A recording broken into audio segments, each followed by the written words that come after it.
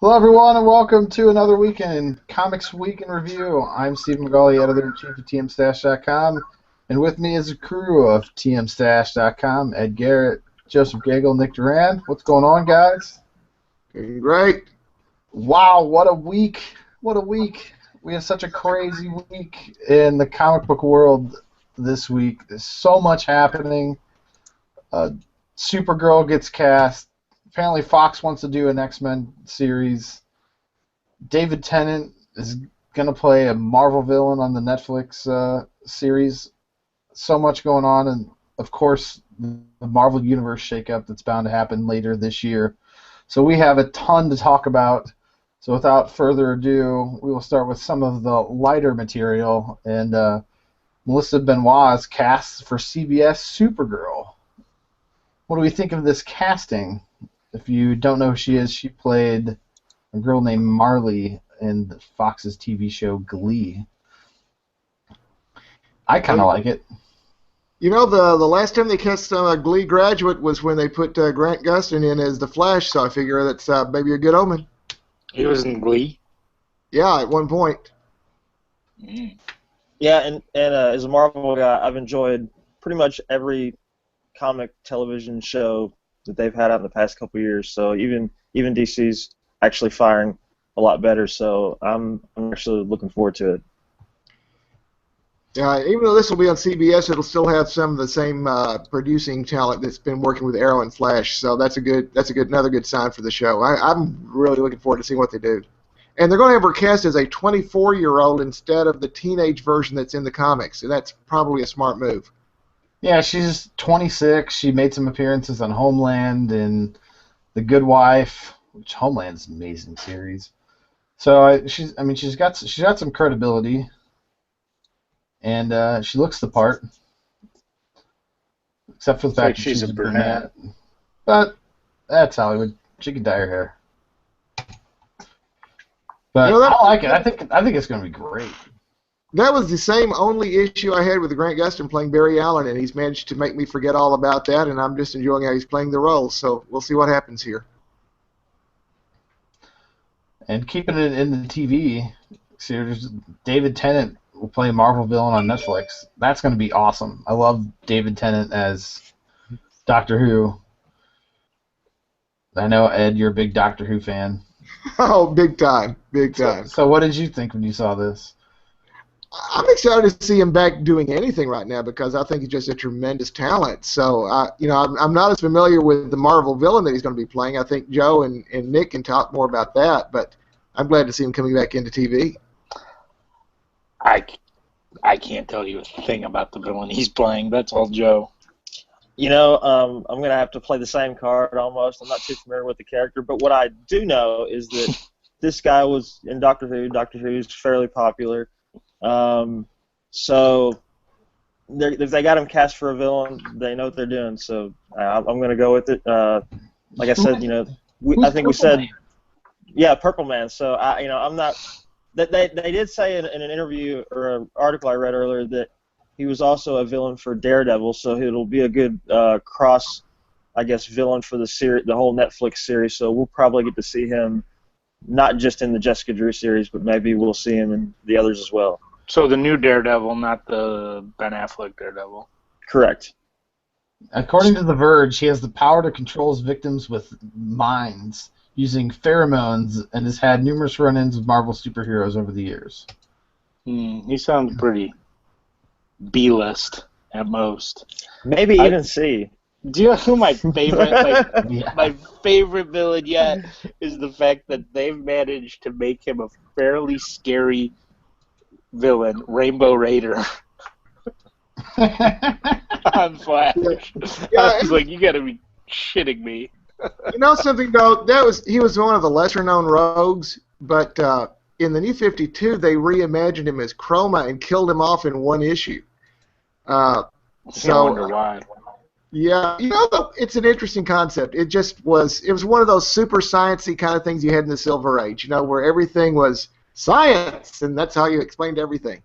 And so yeah, it was like I said, not one of the A-list rogues, but still one of the rogues. And you're right. They can make something out of I've always thought you can make any character really cool with the right hands if you're writing the character well. And Gail Simone proved that with Catman and the Secret Six, and Rainbow Raider was proving that in the TV show.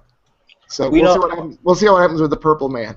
I was going to say something similar because even in on the show Agents of S.H.I.E.L.D., for example, Absorbing Man, he kind of popped up earlier in the I want to say it was this season, and after bringing him back on the TV show, they actually brought him into a major event into Axis, so it might bring some of that resurgence of popularity to that character. It'll give him an excuse to maybe write him into a new story in the comics. So I kind of like that idea as well. We'll see. We shall see. All right, moving on. Another TV show. Man, this is just as the comic book series have bled into taking over Hollywood movies. It looks like it's doing the exact same thing, finally bleeding over, taking over TV, even though CW has been doing it for years. Looks like the big guys have finally caught on, and X-Men is something Fox is eyeing. And they're in early negotiations with Marvel about exploring the option of doing a superhero franchise on television. Do we know anything? The only thing that we know is that Fox is interested in doing it and has started some sort of discussions with Marvel because they have to get Marvel's approval before they can move forward with anything. And they're trying to iron things out between both parties, basically to move forward to try to take this on. We do know via that article that they don't have anything creatively on paper. They're just trying to secure the green light and the okay. And a lot of people seem to think that it could be an X Factor series, which would make a whole lot of sense. I was gonna say you need B-list stars, but you need people to watch it versus the Adventures of Jubilee. Well, and if it would intertwine with their cinematic universe, like we're being led to believe, it would be really good for it to be X Factor because one of the key X Factor members is Havoc, which is Scott Summers' Cyclops' brother. So that would be you have an automatic, link to the films, and who knows with the young we saw, I think it was today. Cyclops, Jean Grey, and Storm were cast, and they're all young, so they could also, make that work with that series. So I think if they know what they're doing, I don't think it'll be as bad as everyone thinks it'll be. So you think that this could be Marvel's chance to do the opposite of what DC's doing, is to use the same characters in both mediums? Yes. Right. I think Marvel's made it pretty apparent, though, with Agents of S.H.I.E.L.D. that they fully plan to use the television shows to cross over. However, It's slightly different with the ABC show that is owned by Disney, where they have a lot of creative control over, versus Fox still having rights to X-Men, which is something we've talked about in the past, and how it's kind of a mess that, Fox has the rights to X-Men and Spider-Man, right? No, Spider-Man and Sony. Oh yeah, that's right, Sony.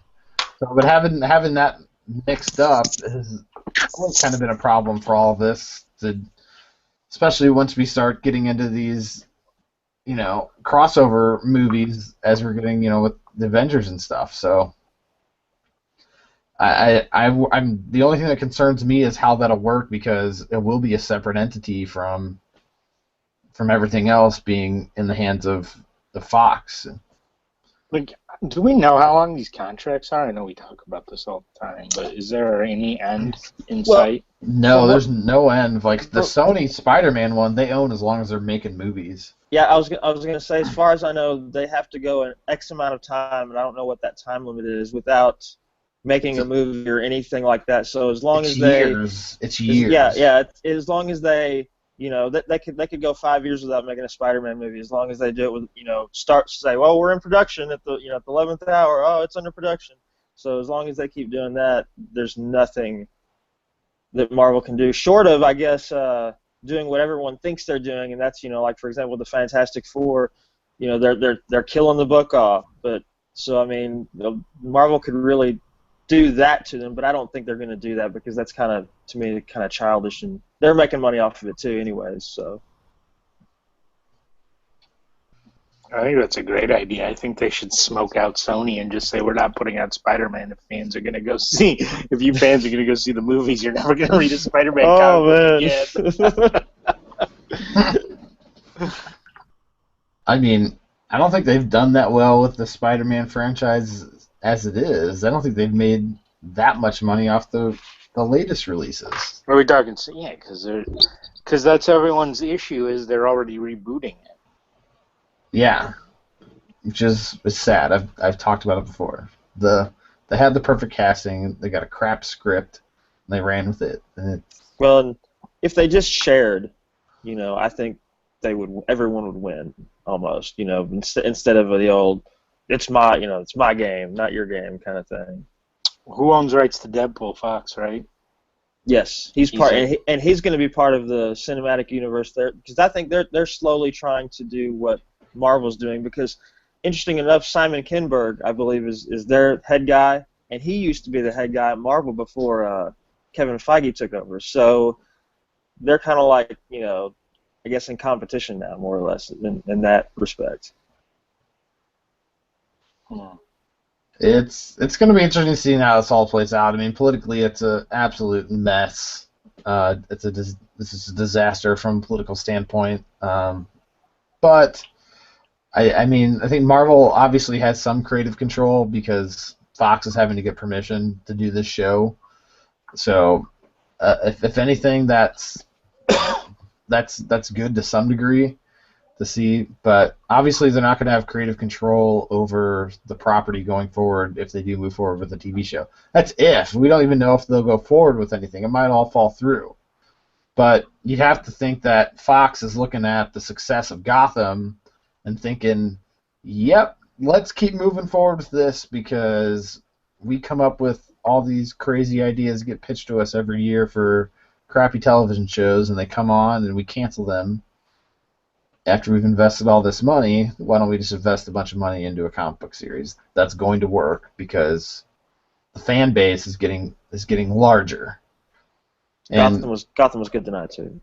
Right. No, I haven't watched that yet. I only saw the first part and I had to come down here. It was good. But with that being said, I mean, what's gonna make the fan base even larger than it is now is the fact that Marvel's gonna implode the current universe and just destroy it, and said that they're gonna end everything, and they're gonna start over. They're gonna pull a DC and do a new 52 version of whatever that is going to be called for Marvel. All they've said is that it's done. If we want to bring Gwen Stacy back to life, Gwen Stacy comes back to life. No holds barred on any property or any series. They're nuking pretty much everything. But I know, Joe, you said you think they're going to hang on to some stuff. Well, yeah, they did say that both the 616, which is commonly known as the current continuity, and the Ultimate Universe, both are going to end. And they've pretty much just said that. They haven't really said. I mean, they've said it's going to end, but then they kind of said, well, some things might be carried over, which makes sense to me because they've made so many progressive changes in the past year. They're launching brand new titles, including the Gwen Stacy coming out of Spider-Verse and her own multiverse that was so popular earlier this year. And there's, like I said, they made so many changes. The new Thor, the new Captain America, the new Ms. Marvel, that I can't see them throwing everything away when they've worked on all this, diversity and all this stuff that they've really poured into. Unless it's, kind of like we said, beforehand, they just don't like it, so they're like, well. Yeah, but who's to say that they're not necessarily going to do both? It doesn't mean they have to throw everything away. I mean. Oh, that's what I kind of hope they do. I kind of hope they keep some things. And I think they're going to keep like for instance, I completely see them taking Guardians of the Galaxy, keeping the characters the same, not going back to Guardians 3000, which is the original characters, because I don't think that book's doing very well. I've tried to read it, I didn't like it. Oh, they better not screw with Guardians. Come on. So yeah, but See, that's what I mean. But who's to say that like they don't end what they're doing now with the Star-Lord and the X-Men crossover and stuff, which we'll get to later. They wrap up these story points and blow everything to hell, and then they can still bring back the same characters and bring back both versions of the characters. Like, we had talked about pre-show with Captain America. And it's like, they push so hard to bring diversity into comics, and I can't remember his name now. Who's playing Captain America in the comics? Sam Wilson. Sam Wilson, thank you. So, AKA the Falcon. So who's to say they don't bring Sam Wilson back to be Captain America, but they start over, giving people like me who've tried to jump in midway into a lot of these series and get completely overwhelmed by the fact that, okay, I really like Guardians, but now I've got to read Star-Lord, which is cool. But, oh yeah, I haven't been reading X-Men, and they're going to cross over X-Men into this, and I'm wondering what the hell's going on, because I can't keep up with all this stuff, because I haven't been in the know with everything that's been happening with all these series. So it's a huge opportunity to bring new people in. I mean, every time I'm in the comic book store, there's people similar to me that are just like, I don't know where to start. And obviously there's people like you, Joe, and Ed, and Nick that have been reading forever, and you guys know everything that's happening in most of these universes, and you know what to pick up. But to start off with a clean slate of, here is number one of Avengers, or of whoever, of X-Men. Well, and that's true, because they did say that post Secret Wars is going to be an all new, all different Avengers. Which and yeah, they're overusing the all new thing. I know lately, but I think they mean that in the sense that it's not going to be your standard Avengers of Thor and Iron Man and Captain America and the people you're used to. I think they're going to actually try to do some stuff like that. But and they can bring in different characters. They can create characters. So this will shock you. But I wasn't even a big DC guy until New 52, so I felt like DC was getting way out of control with their storylines, and there's just so much has happened. And I think Marvel has reached that point too. And like, they even poked fun in like All New X-Men when they did a flashback with Jean Grey, and went through all every time she died, her outfits, and like, Beast is like, yeah, you lived a rough life, Jean. The trick's going to be in the execution, though, because New 52 was a great jumping-on point, but there were also some issues of excessive editorial control that sort of ruined some of the early titles. So it's going to be, can they keep from tripping over themselves while they do it, and if they So just to forewarn you, Ed is on hotel Wi-Fi as he is traveling. So he has less than stellar internet performance right now. Yeah, sorry guys. So you cut out there for a second. Go ahead, Ed. Just if they execute it well, it'll be great. If not, then you'll hear the Marvel version of Cries for Wally West and Donna Troy, however they do it, and hopefully they'll handle it well. But it's a matter of, DC had excessive editorial control. I think they're starting to ease up, and they're allowing some more things now, which is great, but it took them a long time to learn that lesson. And I also think hopefully Marvel doesn't try to take on exactly 52 comic books. That was the problem. I feel like they were spreading themselves thin with talent. And actually, they were cutting books back to get down to 52. Were they really? Yeah, so that was sort of controversial at the time, but the issue was the editors decided to really rein in the creators when they started the W52, and they were going to be exactly on schedule, and no book would be late, and everyone would have to listen to the editors, which I like not having late books, but then they started pushing so hard and pushing some creators off of books that should not have been. And you had some of the controversy, like the Batwoman controversy, and an initial loss of Gail Simone on Batgirl, and she finally came back for quite a long time before she left on her own. So it's going to be, can Marvel do it well? And they certainly have the talent to do it well, and they generally have a better track record of those kind of things. But we'll have to see how they turn it out. Do you think, more question for Joe probably, do you think that them doing, well, this is a question for all of you guys, by doing the new Captain America and the female Thor, this was kind of like, let's put our feet in the water and see if we can totally just level this and do all new stuff, and will people jump on and be on board? Probably to a degree. I would say to a degree. I mean, look at what they did with Wolverine. They killed off Wolverine, and that's what I was going to say. That's the one thing that I hope does not come out of this, because I almost feel like that cheats and cheapens the whole build up and the death, and then what comes after. Then they're like, oh, we're just going to bring him back this way. That's pretty lame, I know, but whatever. I think they need to do that with Deadpool, though, because that's what's funny about it. See, that would make totally sense. In his first page, he's like, well, I guess they retconned me back, so here I am. Deadpool dies. Yeah. Deadpool dies, and then they do the whole reboot, and then Deadpool doesn't even skip a month. It comes back. That would be cool for Deadpool, but to be honest with you, Wolverine. looking at this systematically, if you kind of look at what Marvel's doing, here's my conspiracy theory, and here's what I would do if I was Marvel. And I think they may be planning to do this with how they've already started this. So they've already killed off Wolverine and said Wolverine's gone for a while, and they said they're going to kill off Deadpool, and Deadpool's going to be gone. They just killed off Namor. Right. They're slowly killing off people. Old people. Right, and that's perfectly fine. It's cool to bring an end to a story, and it gives creative opportunities for the now. But ignoring that creative opportunity and the fun stuff that happens along with it. But if you kill some of these characters off, and then you say we're starting with number one, whatever Marvel Galactic Universe crazy nonsense that's going to start in summertime. We're kind of figuring, right, sometime after the summer. It's going to be in the summer, yes.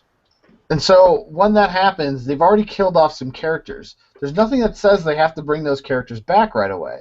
And then that gives them the ability to ignore Wolverine and to ignore these pieces of characters that they've killed off, so that they can bring back a smaller number of books. So they don't have the daunting task that DC did with, we've got to recreate 52 different universes out of thin air. It would be great to see them take on smaller chunks of universes. I totally agree with that. Here's Spider-Man, and we're going to go with Spider-Man. And then 3 months later, they start X-Men and start this off in waves, so you're not having to do everything at once. And if they do it that way, it'll work and it'll be amazing.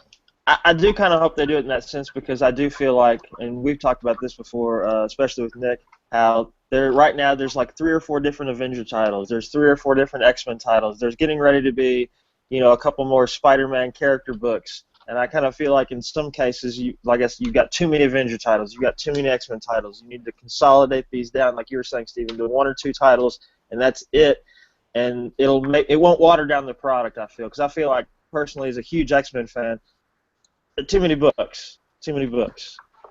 Yeah, and I think in a large part they've done that to sell more books and to get numbers, which they've done, but they honestly don't need that much money. And it would be great if they took all those X-Men and made one X-Men book, and then took all the Spider-Man universes, made one Spider-Man book, make one Gwen Stacy book, whatever it may be, whatever it takes. But I think, Ed, you'll agree, wouldn't this solve the issue that DC had when they came back with 52 new universes at once? It helps some. The thing that there was one other problem DC had, and they were trying to bring most of it back, but they wanted to leave the Batman and Green Lantern parts of the stories alone, and that created more problems, because then you had to say, why is everything different for everybody else except for Batman and Green Lantern? And then you start meshing the stories together. It got weird. Then you started having issues about, was Tim Drake ever Robin, or was he just Red Robin? And when did they fit in? And if Batman's so young now, how did he have so many Robins? And so, you really do need. Yeah, you really need to at some point just decide, this is the new start. Now, bringing them back a piece at a time instead of all in 1 month is a good idea. And if you're talking about that, I think it would be a good idea to not bring them all back in 1 month. because that was too much for DC to try. But if they're going to have a fresh start, they need to have a real fresh start and just say everything's off. Everything's off the table. We're just going to start from scratch. See, I agree with that. That was the best part of the New 52. It was like, whoa, how'd this change? Well, how's this connected to this? Has this changed? It's just seeing. Yeah, they should start with a radioactive spider bites Stan Lee, after which he's exposed to gamma radiation, and then cosmic rays, and the entire Marvel universe is born from a giant fart.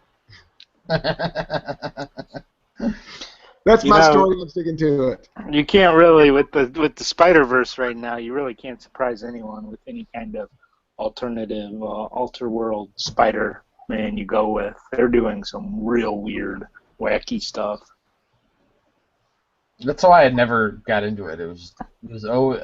I mean, by the time I really had interest in comics, I was just like, oh, what the hell? There's like 4 different Spider-Man. It's like, what the hell's going on? But this story arc about Spider-Verse, anyone can enjoy it. It's pretty damn awesome. It already has my vote for story arc in 2015. Are we doing the Timmies? Nick, my only big surprise is that we haven't seen a black suit Spider-Man at all. Have you noticed that? Frickin' racist. I'm just saying. I'm surprised they haven't had the symbiote suit in there at all for this story. I think the symbiote suit had its own stage to shine on this week. Oh, it did. We can talk about that now. Oh, yeah. Awesome. So, Guardians of the Galaxy number 23, the conclusion of the Planet Symbiote story, which a character I thought has been sorely misused lately, finally gets to step in the spotlight. In a nutshell, the Venom symbiote has taken over Drax and is taking them back to the home planets of the symbiotes, which we find out in the book is they actually go by, where are they, the Kintar, I believe is what they call themselves, the Kintar. I think so. So we get an origin story. We get this little, I guess I'm going to call it the soft reboot, or the little retcon of how, we're not all evil, but when some of our symbiotes, are away from home too long, they kind of can become poisoned and become evil, and that's how they explain basically why Venom's been such a pain in the ass his entire creation. And you can't bond. It's hard to bond with only certain people can bond with the symbiote. Yeah, they emphasized saying that they're only supposed to bond with people that are true matches on every level. And until Flash Thompson, the symbiote had never had that kind of bond. And before he takes off, he even mentions to Flash how much he has admired him as a being, in hopes that they're able to continue on. But basically, the symbiote reconnects with the hive mind, whatever you want to call it, and then comes back, tells the Guardians the story, and then we get a brand new redesigned Venom for the ultimate space warrior, or cosmic warrior, if you will, and looks pretty badass. It also mentioned that his power set is going to be a little bit different. I'm not sure if they're going to add to it, change some things around, but I'm very much looking forward to seeing what the new Venom is going to be doing in space. And the whole Guardian crew got exposed to these perfect balanced symbiotes at one point, and so it shows them all flying away, and they're all like zen. They're all like, "Ooh, that was awesome." Because the symbiotes cleansed them of all of their impurities. It cured cancer on one of them, but they wouldn't tell Star-Lord which one had cancer. Which one of us had cancer? But yeah, it was a outstanding title. My pick of the week, most likely. We have to do that. Yeah, I gotta pick one. You guys start thinking. I really enjoyed it. I thought it was awesome, and it had a fun ending too. Oh, that's right. Yeah, the ending. We Captain Marvel. We haven't seen her in a few issues, and she kind of calls him like, "Where have you guys been?" And he's like, "Oh, just kind of out of range." And then she's like, "Well, do you care to explain this?" And apparently, the Star-Lord has been voted the Emperor of the Spartax Empire out of nowhere, so he gets to fill in for his dad, who he ousted. So that's kind of like, going right into the Black Vortex. So it's kind of like, what's going on? how are they going to do that? But that's really exciting for that whole story arc. It's going to be fun. I'm enjoying that. That's the one Marvel story arc I'm going to hang on to, and I'm just eagerly waiting for them to wipe everything out and start over. I don't know. The one Marvel story I'm reading these days is Superior Iron Man. And that was another great book this week. We have Tony Stark, who introduces to the public that I've got these drones now, and they're going to basically eliminate crime. So not only is he giving people the perfect perception of themselves through his app that costs like $100 a day, now he's got his own security, and he's basically going there. And then they had an awesome scene with the Daredevil where he hears something, and then he's like, "Oh no, you didn't." And as the reader, I'm thinking, "Oh, he found the drone," and he's going to go confront him about it. But what he really reveals is that he heard. This is how good his hearing is, obviously. That he heard something else go off, and that was the virus. The Extremis actually has a virus hidden in it, and it's dormant, and only Tony Stark can activate it. So he discovered what Tony's really up to. And Tony Stark says, "Okay, you got me? So now I'm going to Captain America you, and I'm going to wipe your memory." And that's how it ended. And it ended with him and Murdoch, being like, "Oh, I can't remember." And he's like, "Oh, you're okay, buddy." Kind of does the wink, like, "Gotcha," I love the fact that the inverted Tony Stark is just such a douche, but he's not a villain. He kind of is. He's walking the line. He's not going to kill. He knows better than to, just straight up kill Daredevil. Yeah, he's better than that. Oh, I'm not going to kill you. I'll mess with your life. He's just too smart for his own good. So do you think Daredevil's done? Do you think that arc's done and we're going to have someone else who needs to stop Tony?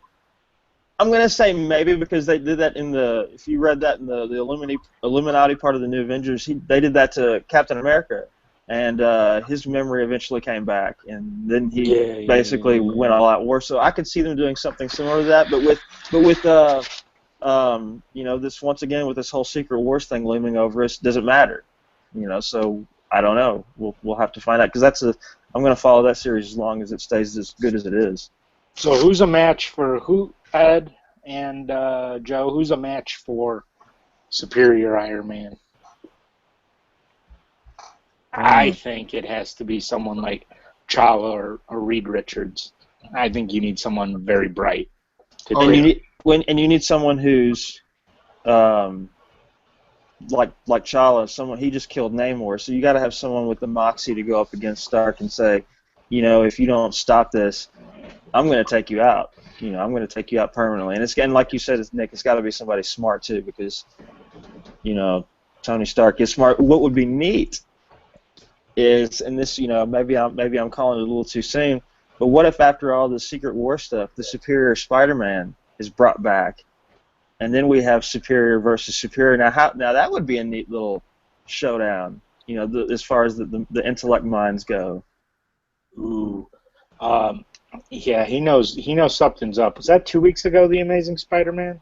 Oh, that was this past week where he discovered that that he lost, and that was a really big moment because in this past Spider-Verse book, Peter Parker made mention of a character, and then he realized in his mind, wait a minute, this isn't he's thought this whole time that this Peter Parker was a Parker that preceded him, and when he made that slip. Now he knows that he's lost already, that he's lost to Peter Parker and that he's going to go away. So I wonder if they're going to do something with that, if he's going to mess with time to somehow survive, or if he's going to accept that. It was a nice little seed they planted there. It was pretty. This was the week of Spider-Verse. And do you think Kane's out, or do you think he still has a chance? Oh, I don't know. They just killing spiders willy-nilly in this series. I'm still pissed about Monkey Spider-Man being dead. The Amazing Spider-Ham is still in there. He's still in there. I think... and the punk rocker. Yeah, it's all about the Spider-Women, though. I think everyone wants to see the Spider-Woman is awesome. Everyone wants to see the Gwen Stacy. Everyone wants to see Silk. When we and the kind of sad thing is we all know that they three have one, or Spider-Woman has an ongoing series, and the other two are going to have brand new series next month. So we know they're not going to die. Mm-hmm. Especially with how ridiculously popular. That was amazing too. I don't know if it was an Amazing Spider-Man or if it was in Spider-Woman. They all blended together this week. There were like 4 different Spider-Man. And they were all good. They were all good.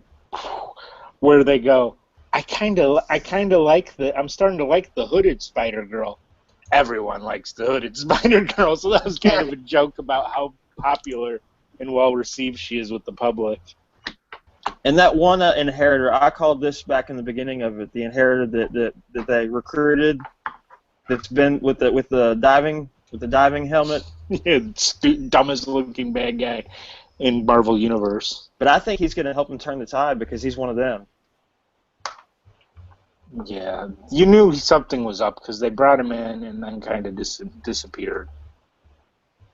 I'm sorry, we're just geeking out on you guys with Marvel.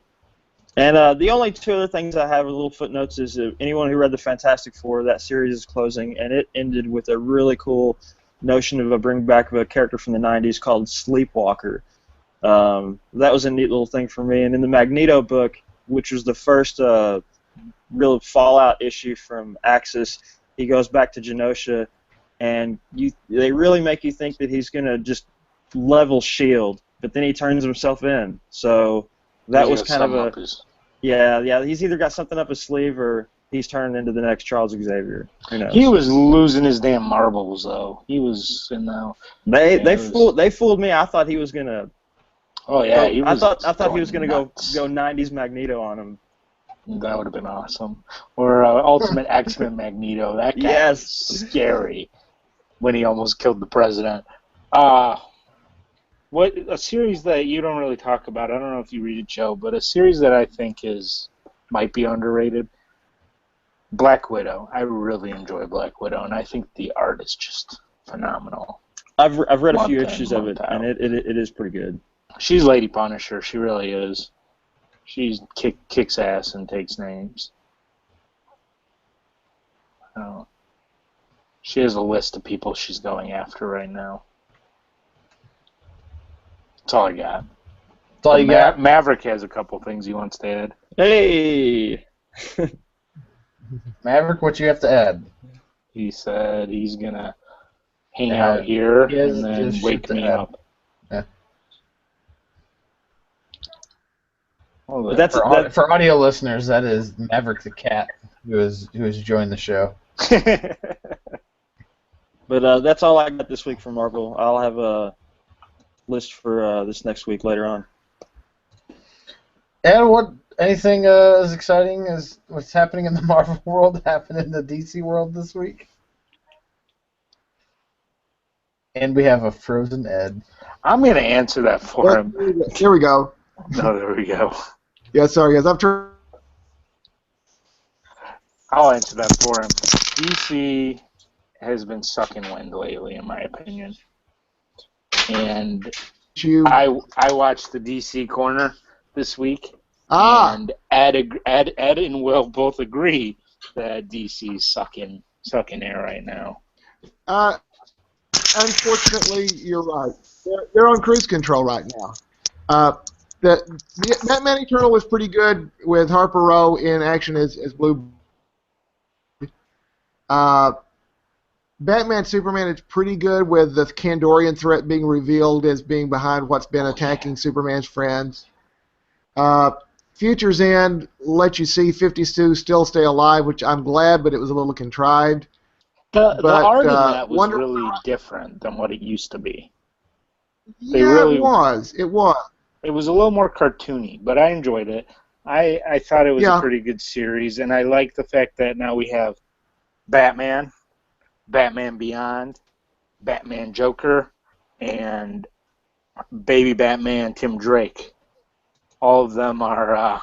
that was a pretty awesome sequence. At the same time, though, you've got some other books where it's really coasting. You can catch the DC Corner for that, especially when it comes to Batman and Robin and Wonder Woman.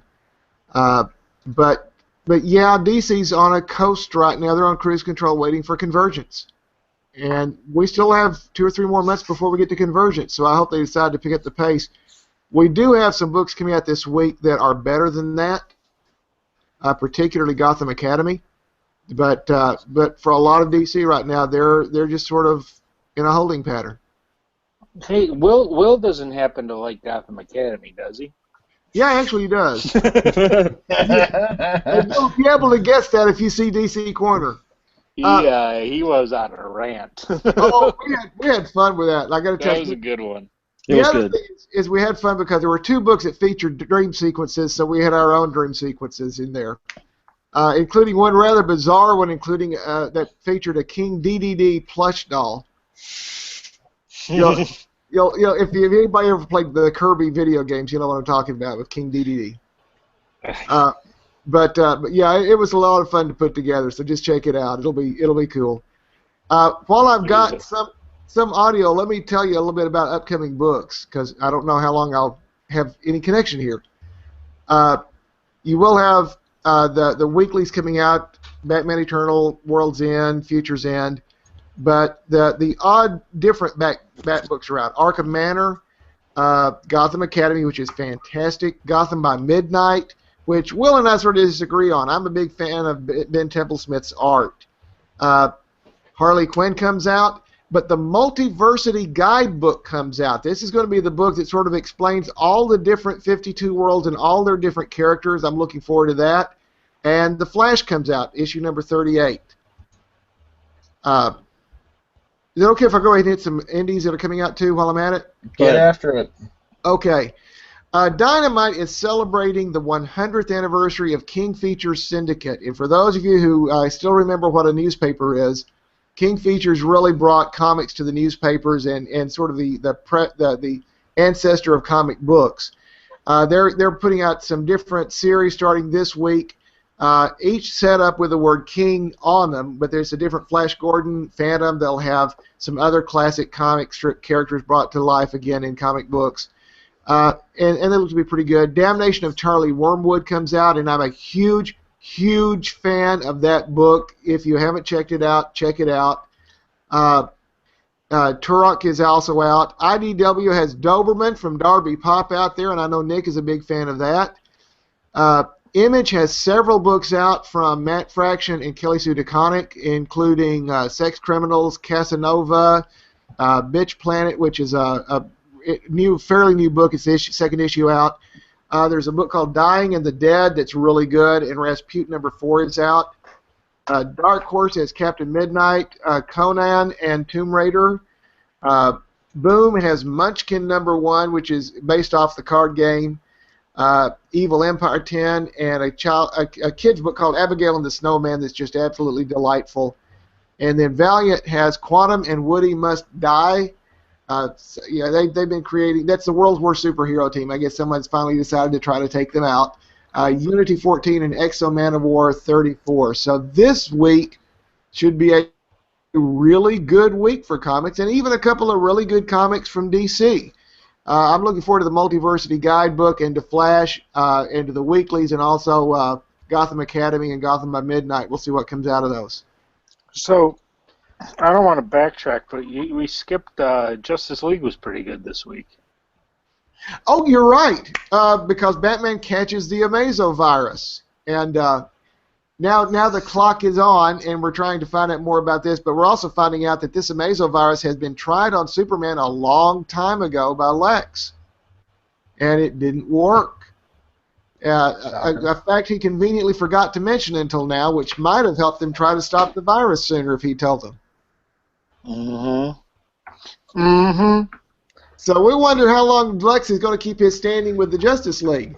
Oh, he already asked for immunity. Yeah. Ooh, never a good thing. So, also, DC Corner will tell you what Ed thinks of Wonder Woman. It's seen better days. Yeah. But I will say the artwork on Wonder Woman is phenomenal. Oh. And it's been phenomenal since. The only bad thing that I've seen in the new Wonder Woman was the Lyle Lovett looking Superman. But since then, we've been pretty good. I do like the character design for Donna Troy, and the armor that they put on her. So yeah, the artwork's been good. It's just they've given 3 issues in a row that are basically the same issue, and that's the part I have a problem with. It's not terrible. It's just it's on cruise control like a lot of the other books right now. I think they're kind of touching. So Superman and Wonder Woman, both Wonder Womans are kind of going through the same thing, trying to find balance and trying to find her place. But you're right. You can do that with 2 issues and 1 in each book, not 5. The thing I'm getting from this, and I don't think this is necessarily the writer's fault. I think they're getting editorial direction to stretch things out until they get to Convergence. I don't think they want to do too much. I mean, yeah, they've introduced Donna Troy, and I'm glad they've done that before they got to Convergence, because she was the last super major character that had not been introduced in any way whatsoever. But yeah, it just seems like someone's telling these guys to sort of stretch out your storylines and let's let them all end at the same time for Convergence, and then we'll start over with whatever we're going to start over with. I'm hoping it's good. It better be. It was Jim Lee's fault. Don't blame him. So, I saw Joe give me the look when Ed read that. Kind of give a look when Ed read that his ridiculous titles. And you guys are wondering where my pen is? I found probably the most ridiculous comic book title ever, and it might be a little offensive. It's by Fried Comics. Its abbreviation is PBOW, and its full title is Pregnant Bitches of War. Oh, good Lord. Not even kidding. And the covers of of each book is... You know, I guess if there's a way to offend, someone's going to figure it out. Well, you know, since you mentioned that, I'll bring this up. A friend of mine sent me a text of a book he recently got, and it was called Captain Confederacy, and it says on there the nature of the hero. So. Oh dear Lord. Oh. So yeah. He got it for $1. Just to show you the space bomb. 1 step forward, 2 steps backward. Yeah. Oh, good Lord. It's awful. That's awful. Well, aside from those 2 asinine books that I actually don't encourage anyone to read for the sheer fact that they don't deserve the money from sales of those books being read, in my opinion. If you're upset about the whole Marvel thing, good news is the indie world is still awesome. So, jumped over to the indie world and you're pissed off that Marvel's about to blow the universe to hell. Just jump on over to some Action Labs or check out some of the indies. I read a pretty good book by Image this week. I think it was by Image. No, it was by Boom. Burning Fields. It's kind of, it goes on in the Middle East, and it's kind of, you know, you have war going on over there still and independent contractors, but someone's brutally murdering people on an oil field, and it's got legs. I think it's pretty good. It's pretty gruesome, though, so you have to have, it's definitely an adult comic. But no one's pregnant in this war. That's something. All right. That almost wraps up what we have for the news for this week. Picks of the week? Hold on. Can I do mine for next week real quick? Oh, my bad. Yeah. Marvel next week. What we got? So we've got more books coming out of Axis finally. The first, which I'm looking forward to the most, Uncanny Avengers #1, a brand new volume, brand new team. And all they say is it's no more mutants. So I think this is going to be a really good jumping on point for anyone who wants to get on a good title. The last volume I thought was outstanding. Moving on, Uncanny X-Men. We finally get to see the X-Men after Axis. Nova #26, also post-Axis. Apparently Carnage did survive, and he's going to come after Nova in this book, and Inhuman number 11, also a Fallout Axis title. Spider-Man 2099 number 8 becomes the next to last Spider-Verse book in the whole thing. Thor number 4, supposedly this is where we're going to find out the identity of the new female Thor, so that ought to be a really good one. And it's supposed to be Awesome. Thor. It's supposed to be Thor versus Thor also. So Odin's son is going to take on this new person holding his hammer. Spider-Man and the X-Men number 2. New Avengers number 29, which follows that Time Runs Out story arc going right into the Secret Wars. Amazing X-Men number 16, which continues the Once and Future Juggernaut story, which was pretty good in the last issue. Wolverine's number 4, All New Invaders 14, and Secret Avengers 12 to round it out. It's a short week, but a lot of good titles in there. Good stuff. Lots of good stuff to read next week. More news next week, of course. Hopefully we get more news about what's happening in Marvel, but I think that's going to trickle out as the weeks and months go on leading up into the summer. One thing I think we forgot to mention, Joe, did you say pre-show that we were going to get something at Comic Book Day about? Yes, free comic book day. Marvel has said they're going to do a Secret Wars number 0 and a all new, all different Avengers title. So I think the all new, all different Avengers title might preview what's going to come after the Secret Wars. And I don't think I said this earlier, but they did also say that the Secret Wars is going to have 3 main acts, if you will. The first act being called Last Days, where they explore. Everyone knows the world's going to end, and we're going to get to see what they choose to do with their last days. Battleground, which is the second part, or Battleworld, I mean, is going to basically be, these different eras of Marvel battling each other, and then the War Zones is going to kind of be the Fallout issues. Who survives, who doesn't survive. I guess that's going to be, they're going to use that to platform, I guess, what they're going to put together moving forward. But that's really all we know. They've been very, very ungiving with information so far. Like I said, time will tell. This news will trickle out. But until then, we'll keep you informed. Stay tuned to the website. And without further ado, picks of the week. Nick, go. Amazing Spider-Man.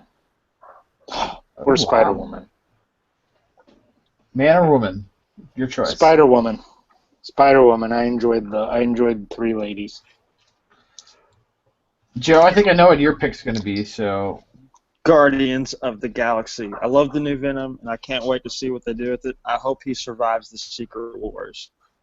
I'm hoping Ed picks something. Let's see. Ed, what you got for us for your pick of the week? Can you hear me now? Yep. All right, good. Red Sonja was actually my pick of the week. Oh, I forgot about that book. Oh, yeah. Oh, snap. Really, really good. I was hoping you'd pick Superior Iron Man, and it would be a Marvel sweep. I gotta tell you, Superior Iron Man was a close second, though. It's really good. Well, since Joe picked mine, I'm gonna cop out just because I can. Because technically, this book didn't arrive until this week, and I'm just gonna go with the Loot Crate variant of Star Wars. Go home. Heck yeah! That is my cop out pick of the week. We need you to read more. Loot Crate exclusive Star Wars. Hey, I've got too much other stuff to do. I'm busy. You can get on me once the new Marvel universe starts, and I still have all of Eternal Batman to read. That's all downloaded, sitting on my iPad that I just haven't read. So once I get the Batman Eternal, then maybe we'll talk.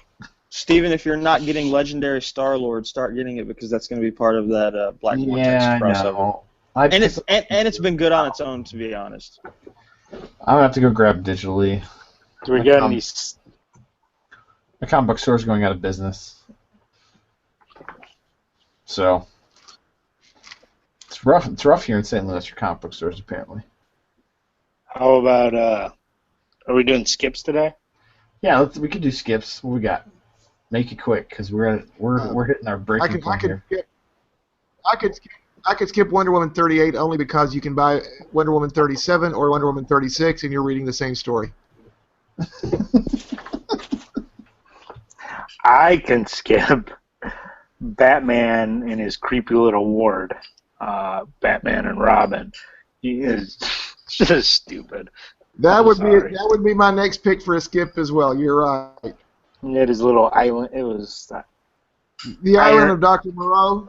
Yeah, why did Iron Man back down? Why did not Iron Man? Oops, that would have been interesting. Aquaman back down to Damian.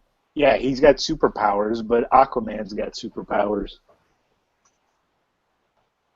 Geek sauce. Sorry, I geeked out.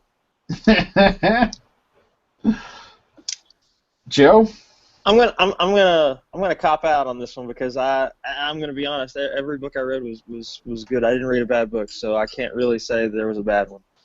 I'm sure there was, but I didn't buy it and I didn't read it. So there we go. Your picks and skips of the week. You would think artists were fighting to get on the site to get us to review their stuff because we are pretty nice. Yeah, you know. We tend to take the high road here at TM Stash, and I like it that way. Unless it's Batgirl. Unless it's Batgirl, then no holds barred. All right. Well, thanks so much, everyone, for joining us for another Comics Week in Review. For more information on us, you can find us at tmstash.com. For more news, get to tmstash.com and Twitter, Google+, Facebook, you name it, or like us right here on Facebook or on YouTube. And please subscribe if you can, or catch us on your favorite podcast catcher. So, without further ado, thanks so much, everyone, and keep reading the Stash. Have a good night, everyone.